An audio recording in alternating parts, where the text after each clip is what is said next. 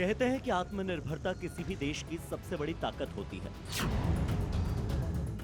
लेकिन अगर बात करें पाकिस्तान की, तो यहाँ कहानी थोड़ी अलग नजर आती है। पाकिस्तान में एक तरफ जनता महंगाई, बेरोजगारी और आर्थिक संकट से जूझ रही है, दूसरी तरफ सरकार का फोकस कुछ और ही दिखाई देता है। कर्ज लेकर गुजारा करना और फिर नया कर्ज लेकर पुराने कर्ज को चुकाना, ये शहबाज शरीफ और आसिम मुनीर की एक आर्थिक रणनीति बनती जा रही है। पाकिस्तान की अर्थव्यवस्था इस वक्त भारी दबाव में है। विदेशी कर्ज लगातार बढ़ता जा रहा है और महंगाई आम आदमी की कमर तोड़ रही है। लोग फाके से मर रहे हैं, आटे की लाइन देखो यार, खुदा की कसम मैं हैरान हूँ कि यार ये ऐसी हुकूमत आई जो हम लोगों को लाइनों पर इन लोगों ने लगा दिया आटे पे। जो आटे की बोरी 10 किलो बोरी थी वो 1400 रुपए की बिक रही है। इन लोगों में इंसानियत है? कोई एहसास करने वाला नहीं है। सब अपनी जेबें भर रहे हैं, बोरे भर के लेके जाना है इन लोग। गरीब आदमी की पहुंच से तो सब कुछ दूर हो रहा है। जी बिल्कुल। ये जो हुक्मरान है, जालिम है, चोर हैं, वडेरे, इन्होंने अपनी तिजोरियां भरनी है अवाम का, इन्होंने कुछ नहीं सोचना। हालात ये हो गए हैं कि वहां आटा और चावल के लिए लंबी लंबी लाइनें लग रही हैं। एक एक दाने के लिए अवाम संघर्ष कर रही है, लेकिन वहां के हुक्मरानों के कानों पर जूं तक नहीं रेंग रही। हर जगह से शहबाज मुनीर को मुंह की खानी पड़ रही है। जहां भी कटोरा लेकर जा रहे हैं, वहां से वापस आ रहे हैं खाली हाथ। हाल ही में पाकिस्तान ने यूएई से और आर्थिक मदद की उम्मीद की थी, लेकिन वहां से साफ संकेत मिला कि पहले पुराना हिसाब तो चुकाओ। यूएई ने पाकिस्तान से अपना लगभग 29,000 करोड़ रुपए का जो पैसा है वो तुरंत वापस मांगा है। ये पैसा स्टेट बैंक ऑफ पाकिस्तान यानी एसपीपी में जमा था, जिस पर पाकिस्तान 6% सालाना ब्याज दे रहा था। पहले ये जमा हर साल रोल ओवर हो जाता था, लेकिन इस बार यूएई ने रोल ओवर करने से इनकार कर दिया। अब हालात ये हैं कि एक कर्ज चुकाने के लिए दूसरे देश से कर्ज लेने की तैयारी हो रही है। प्रधानमंत्री शहबाज शरीफ एक बार फिर से सऊदी के दौरे पर जाने वाले हैं, जहां वो आर्थिक सहयोग की उम्मीद लेकर जा रहे हैं।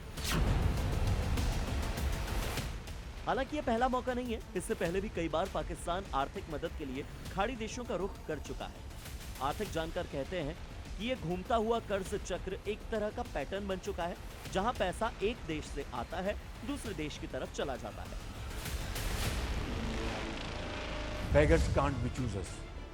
Please understand that. मैं आया हूँ तो आप समझेंगे शायद ये मांगने आया है। मैं मांगने नहीं आया, लेकिन मजबूरी है। दूसरी तरफ पाकिस्तान में आम जनता के लिए हालात आसान नहीं है। रोजमर्रा की चीजों की कीमतें आसमान छू रही हैं। मिडिल ईस्ट में जारी तनाव की वजह से पेट्रोल और डीजल की कीमतें उम्मीद से काफी ज्यादा बढ़ गईं। पाकिस्तान पर करीब 138 बिलियन डॉलर का कर्ज है। वर्ल्ड बैंक और एशियन डेवलपमेंट बैंक का कर्ज 50 बिलियन का है, जबकि आईएमएफ से 7.3 बिलियन का कर्ज ले रखा है। चीन की ओर से 25 से 30 बिलियन का कर्ज पाकिस्तान को दिया गया है, जबकि सऊदी अरब का 2 से 5 बिलियन डॉलर पाकिस्तान को अब भी चुकाना है, जबकि यूएई से पाकिस्तान ने 3.5 बिलियन डॉलर का कर्ज ले रखा है।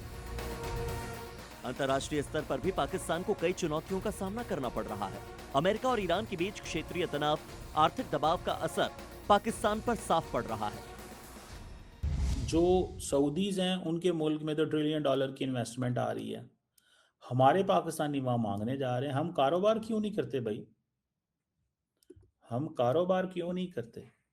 Why don't we look at this thing? हम इस चीज को क्यों नहीं समझते? मतलब शर्म आती है इंसान को ये सुन के भी, देख के भी।